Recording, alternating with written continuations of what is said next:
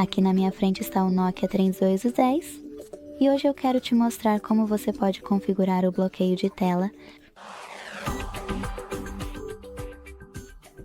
Comece abrindo o menu e rolando para baixo até acessar configurações.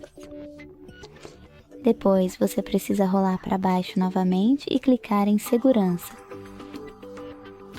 Selecione bloqueio de teclas e para ativar ou desativar o automático, selecione bloqueio automático e clique em uma das opções.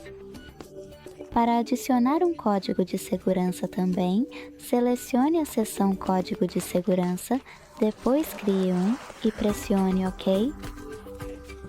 Repita isso para confirmar e agora está ativado. Para desativá-lo, clique novamente em Código de Segurança e digite-o. Para desligá-lo. Muito obrigado por assistir. Se você gostou deste vídeo, deixe um like, comente e se inscreva. Tchau!